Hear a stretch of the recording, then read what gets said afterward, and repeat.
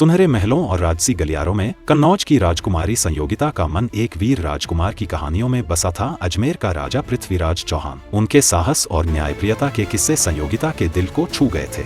जब पहली बार उन्होंने पृथ्वीराज का चित्र देखा, उनके दिल में प्रेम का दीप जल उठा।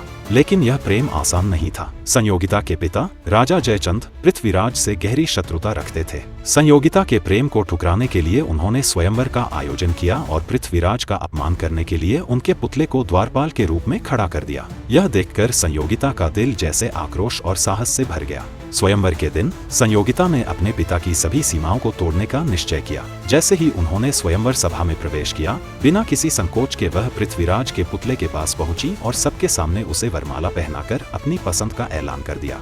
यह साहस भरी घोषणा हर किसी को हैरान कर गई। उसी समय स्वयंवर के बाहर पृथ्वीराज अपने घोड़े चेतक पर सवार होकर संयोगिता के लिए खड़े थे। जैसे ही उन्हें संयोगिता के साहस की खबर मिली, उन्होंने बिना देर किए कन्नौज के महल में प्रवेश किया और सबके सामने संयोगिता का हाथ थाम लिया। राजकुमार का यह वीरतापूर्ण कदम पूरे राज्य में चर्चा का विषय बन गया। जब राजा जयचंद को यह घटना पता चली, उन्होंने अपनी सेना को पृथ्वीराज के पीछे भेजा, परंतु पृथ्वीराज और चेतक ने अपनी अद्वितीय गति और शक्ति से सभी सेनाओं को पछाड़ दिया। उनके सैनिकों ने संयोगिता के लिए युद्ध लड़ा और अपने प्रेम के लिए किसी भी हद तक जाने का संकल्प दिखाया। अंततः पृथ्वीराज संयोगिता को अपने राज्य अजमेर ले आए, जहां दोनों ने प्रेम और विश्वास के रिश्ते में बंधकर अपनी नई यात्रा की शुरुआत की। उनका प्रेम भारत के हर कोने में अमर हो गया, जिसे सदियों से गाया जाता है।